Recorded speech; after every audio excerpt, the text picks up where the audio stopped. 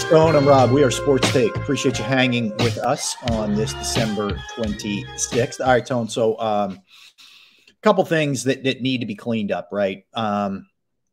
There's no reason Jalen Carter can't get off the field fast enough where you get a 12th man penalty on that play. I view a lot of these things that happened last night as learning lessons. Like I guarantee you he caught an earful from, his defense, Tracy Rocker, whomever, who's the defensive line coach. I don't think that'll happen again. I don't think we'll see Olamide Zaccheaus bang into Boston Scott where he fumbles. At least I'm hoping. Yeah, that was strange. That was so strange, man. Just the optics looked like something out of a cartoon. I mean, he was literally going the other way into him as he came out. But I don't think we'll see that. In slow motion, you realize that Zaccheaus actually got pushed into him. Yes, but the fact that his back was to the guy pushing him and going almost like he's making a tackle into Scott was so weird. Yeah. It looked bad. It looked bad, man. It just wasn't a good look. Yeah. So again, do I think Jalen Hurts, who has an extremely high football IQ, is going to try and stay in bounds there where he had no prayer of busting that thing in for a TD? No, I think he'll duck out of bounds. So I think there are things that happened last night that are correctable. I honestly believe correctable. I'm not just trying to look at this through, green colored glasses. I think, Dallas Goedert slipped. Here's what I'll say about the Dallas Goedert slip thing. That's bad luck, but the play before that probably should have been a pick. So Jalen may have gotten fortunate on the play before that, and that's what he's got to clean up. He's still a little careless with the ball for my taste, Tone, in general. And it's been he's got 18 on the season. Way too many as a team. So there are things that have to be fixed, and there are things that I think happen that fall under the category of some unluckiness, I guess would be a better word in some ways. Yeah, at this point, he's going to have more turnovers than games played. Yes. Not a place you want to be in. Awful. It's an awful place to be. Yeah. And also, if you think about it, he had a couple passes get batted and tipped up, and that's kind of been his MO all year, man. And when you're a 6 feet, 6'1" quarterback with cleats on, you got to try a little harder to get that ball over the line of scrimmage. A lot of those guys are 6'4", 6'5", wingspan, like 6'9", 6'10". These guys long arms, long bodies, and you got to do a better job of trying to find a way to get the ball over the line of scrimmage. Too often, his balls get batted down or tipped up, and he lead to picks. That's kind of been something that's plagued him all year. So I think it's a throwing lanes he needs to comprehend. Occasionally, used to see guys like Breeze or whatever. They'll give you a 3/4 look sometimes, with the throw where you're not straight over the top. Again, is this some of the things he can learn as he goes? Sure. I'd have to go back and look and see what some of the shorter guys were doing in their third year as a starter or whatever, fourth year. You know what I'm saying? Like that's I'd have to look at that.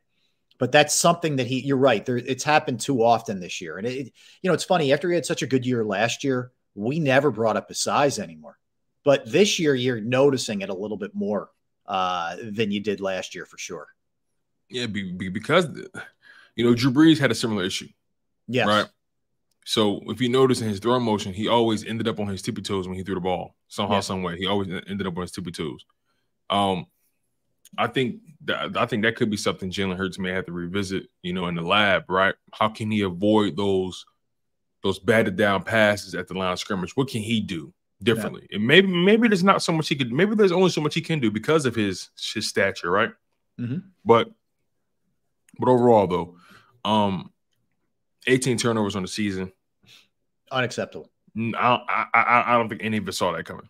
No, I didn't. I certainly didn't. He was very good at taking care of the football last year. They were a very good team at taking care of the football last year, and they have not been a good team. It's certainly he leads the charge, right? But there have been too many others who have not been good with the ball. And in turn, they don't take – we talked about this. They don't take the ball away, and that's been a major problem. I mean, last night got them over – that was their 7th interception, which is one more than CJ had all of last year by himself.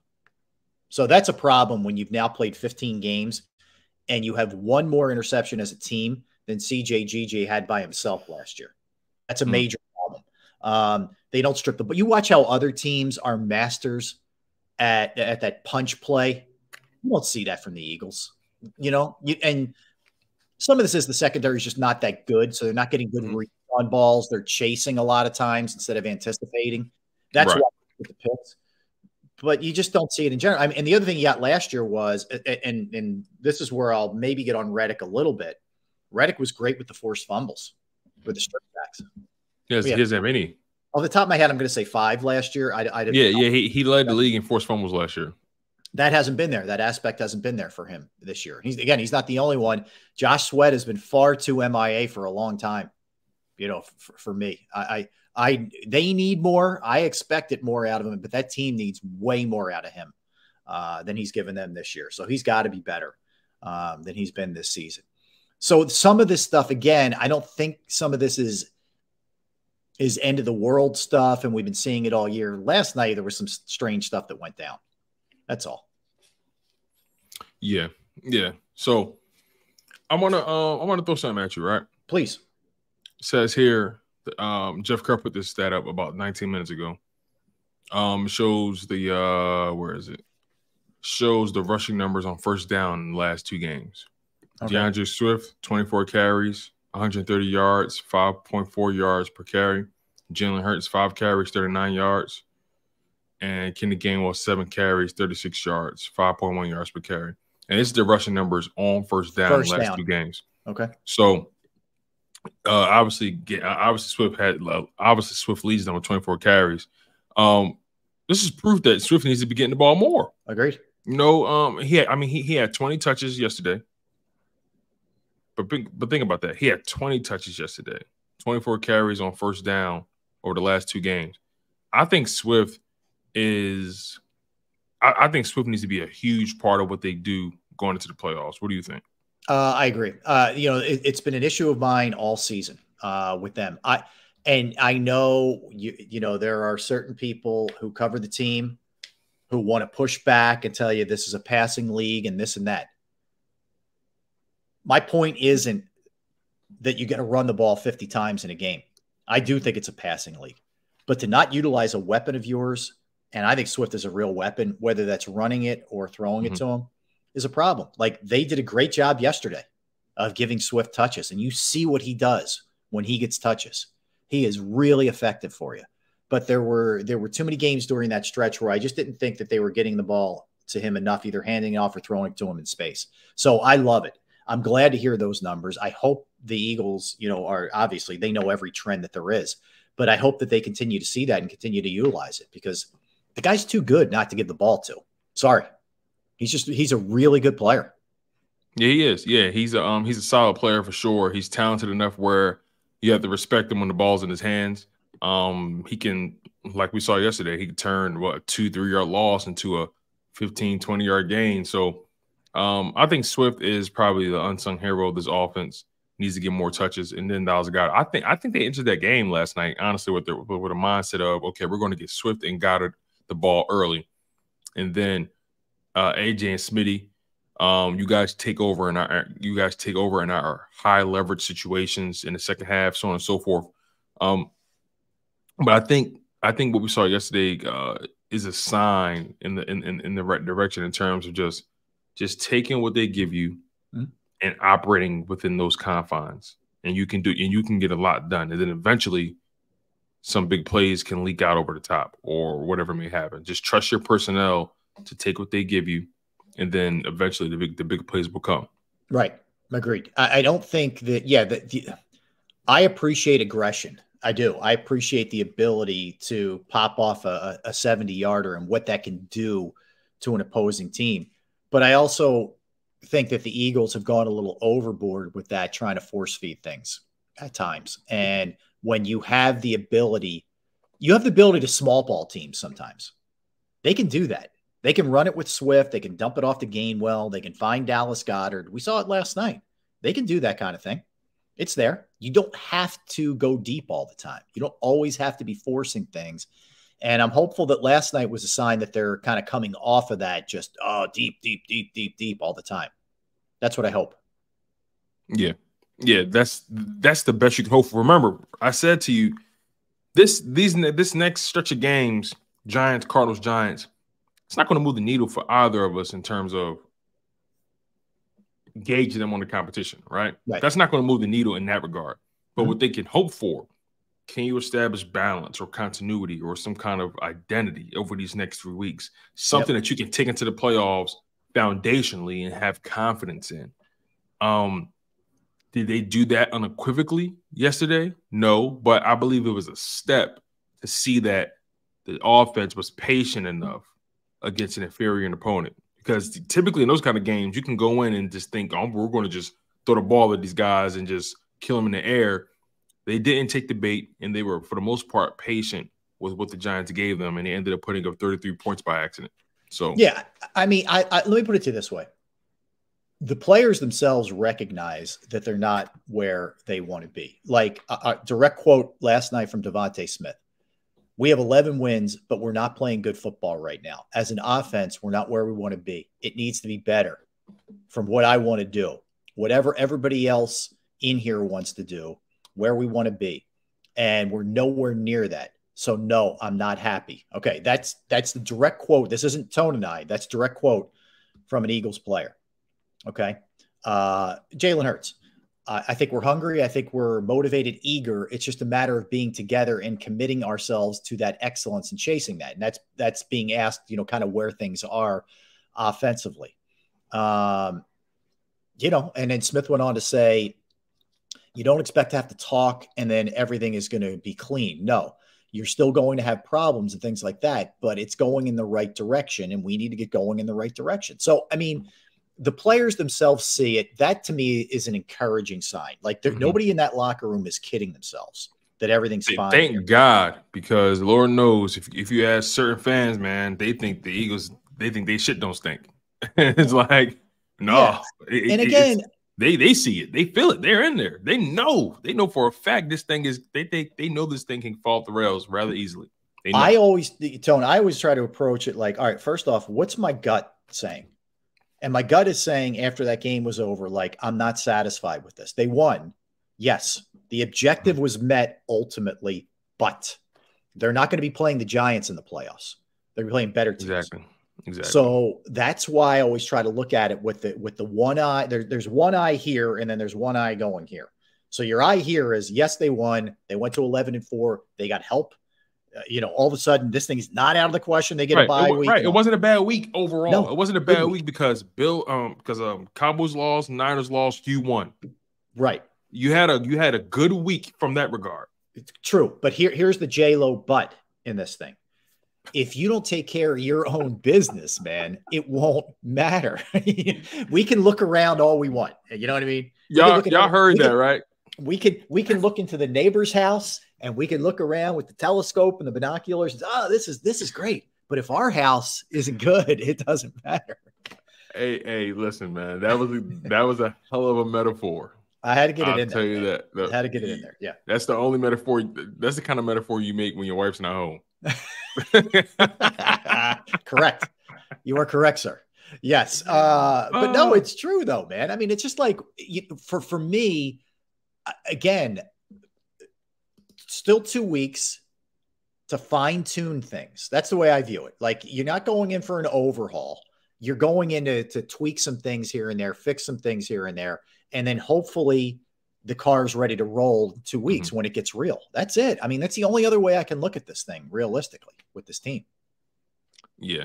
You know, like while we're at it, as a matter of fact, again, playoff picture, 49ers are the number 1 seed. Right. Eagles are the 2, Lions are the 3, Buccaneers the 4, Cowboys the 5, Rams 6, Seahawks 7.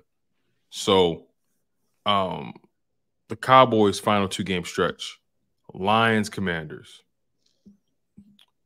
The 49ers, their final 2-game stretch. Commanders, Rams. At the Commanders, Rams home. So we're going to be rooting for the Commanders a lot over these next couple of weeks. I can tell you that. We're going to be rooting for the Commanders 1 week, and we're going to be rooting for the Cowboys another week because we want the Cowboys to beat the Lions, but we don't want them to beat the Commanders. And the 49ers, we want the Commanders to beat them, and we want the Lions to somehow find a way to beat. I mean, we want the Rams to find a way to beat them. So look, all that stuff is highly unlikely. I wish that game was in LA. I wish that last game was in LA. Not San Fran. Me too. But let's be honest, a LA game for the Rams is not even a home game, so it doesn't even matter. The Rams play on the road every week. Yep. That's true. That's a good point. Can the Rams push the Niners? Oh man, who knows? Who knows? But I think they can. I do. I think they can push them. I'm curious. First of all, the Niners have a couple of injuries, right? So Purdy got another stinger. It's a second straight week he got a stinger. Is it a thrown shoulder? Yeah. So he left the game. And then Trent Williams, and we know losing Trent Williams for them is like the Eagles losing Lane Johnson. It's a huge deal. So he's dealing with a groin injury right now. So that's two big ones to keep your eye on, for them going forward here, what this looks like. I also wonder, Purdy hasn't had that kind of game. I don't recall, certainly this year, where he looked that bad. The closest game he's had to that, I believe, was the Vikings game. That was the closest. Yeah, and he wasn't great in Cleveland. Remember that one? He wasn't great there either. Because he threw 2 interceptions against the Vikings. Against Cleveland, he threw an interception. Yeah. So in the Bengals, I believe he threw 2 interceptions. So that was during that stretch. Yeah, that stretch where they were struggling. Yeah. Right. So in that Browns, Vikings, Bengals stretch, he threw 5 interceptions in that stretch. He threw 4 interceptions just last night. Yeah. So my question is just, he's still a young quarterback. I get it. He played a lot of college football, but how does he respond to that? And how's the shoulder? Trent Williams' injury could be a big deal. The Cowboys and knowing them, look, here's the thing too, real quick before you go. Yeah. Are the Niners liable to, are they liable to sit Trent Williams against the Commanders so he can rest up? Right. It's possible. It's a good question. Yeah, I don't know.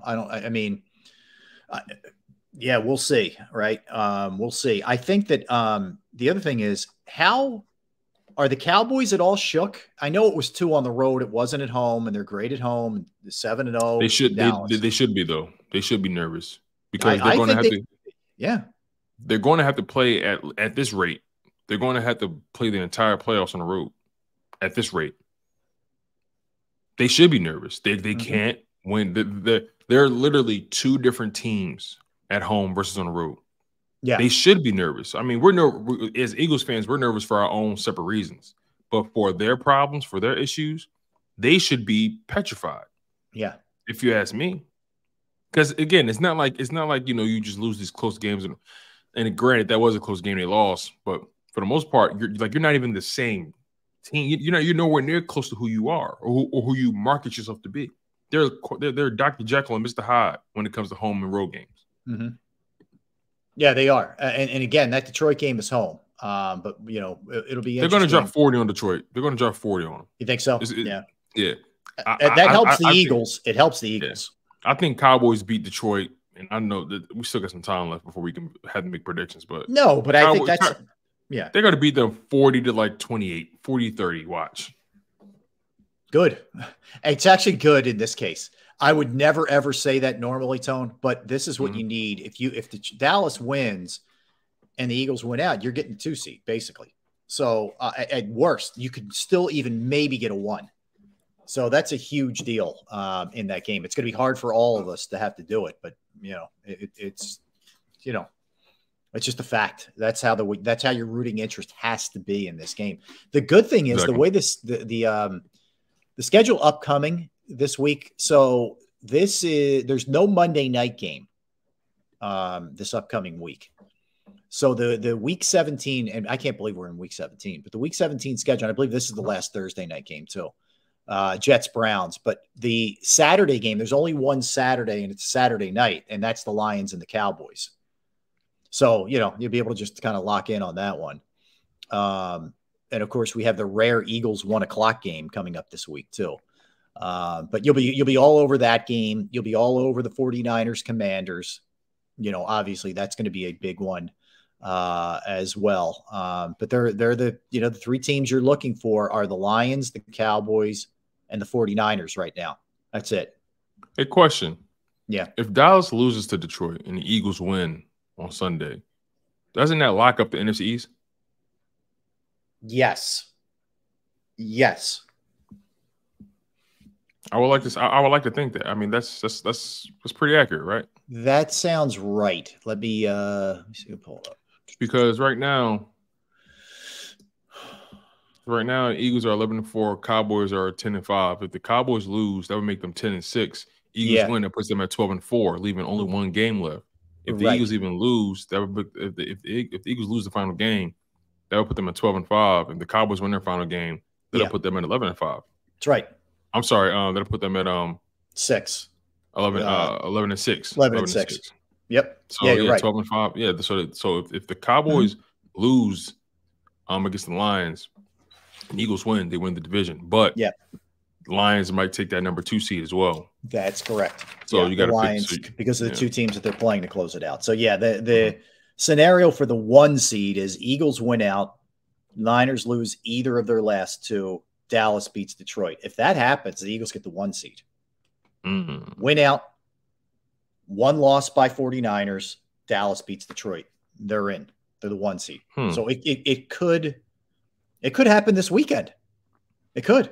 Eagles win. Actually, it can't happen this week because the Eagles have to win both of their games. Never mind. But you could be in really good shape going into that Giants game if some of the other scenarios play out. But if I'm being real here, unless the Niners are really banged up and guys are unable to go after that beatdown, do we see the 49ers losing to Washington? I don't. No, I don't either.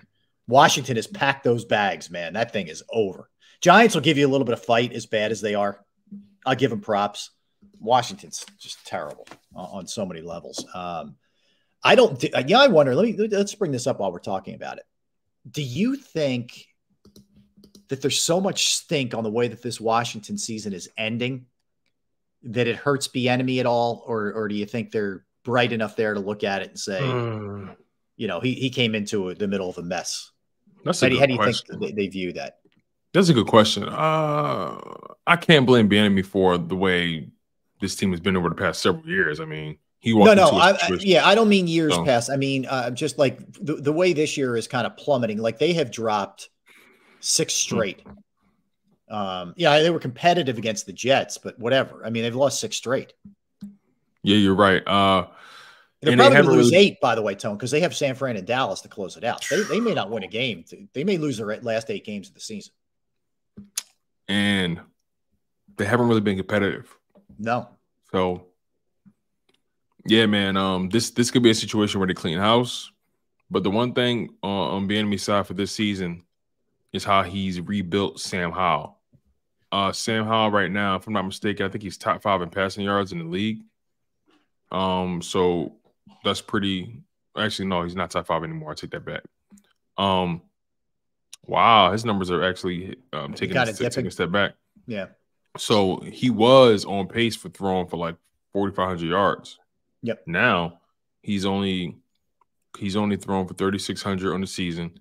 He's on pace to throw for 4,100. So we'll see how that pans out. We'll see what happens in the next couple games. But he's kind of come back down to earth. But I think overall, Bieniemy's done a pretty decent job trying to, maximize this kid's skill set. But he's come back down to earth over the past several weeks, and it was only a matter of time. He's been a turnover machine as of late. So who knows? You may be onto something. Maybe that whole team just gets cleaned out. Yeah, I don't know. And you know what? Maybe if he has opportunities to go elsewhere, maybe he wants to get out of there too, Bieniemy. We're assuming he wants to stay. I don't know. Who knows? That's a good point. We're assuming he wants to be the head coach there. We're assuming that. Because think about it, and we went through all these scenarios last week, but there's legitimate chance that you could have. And by the way, the Jets announced that Saleh is going to be back, so take them out of one of the teams that it may happen with. But New England, Tennessee's going to stay the same. So I'd say New England, the Chargers. I think Antonio Pierce has locked himself into the Raiders, by the way, too. So I'll go Patriots, Chargers, Commanders, maybe Bears 4, Atlanta 5, New Orleans 6, Carolina 7. It's probably it, right? Am I missing anything obvious? I think you pretty much nailed it. So there's 7 opportunities maybe that Bieniemy could be up for. Maybe. Again, we've seen in the past that it didn't happen for him for whatever reason. I'm just saying, if he views Washington as total chaos and wants to get out of there. Did you say Carolina? Yes. Okay. Yes. Yeah. So yeah, okay. I mean, some figure 7-ish opportunities, which changed a little bit over the weekend because the Jets said Saleh was definitely going to be back. Anyway, all right, let's get a quickie in here. Let's come back and let's look at some of the results of the weekend, where things stand, injuries. We'll give you a bunch of updates when we get back. Don't go anywhere. He's Tone. I'm Rob. We are Sports Take. All right, let's talk about Flynn Tree Services. Yes, Flynn Tree Services is an experienced, licensed, and insured Pennsylvania tree services company that will trim or remove any unwanted trees off of your property. They offer cost-effective solutions to any tree problem that you may face. So if you have any issues with your trees or on your property, they're just a quick phone call away, and they serve southeastern Pennsylvania, South Jersey, and northern Delaware. Flynn Tree Services specializes in tree removal, stump grinding, as well as tree pruning. You could go to their Facebook or Instagram page for more information or a sampling of their work. Give Flynn Tree Services a call at 610-850-2848. 610-850-2848 or online at flynntreeservices.com. That's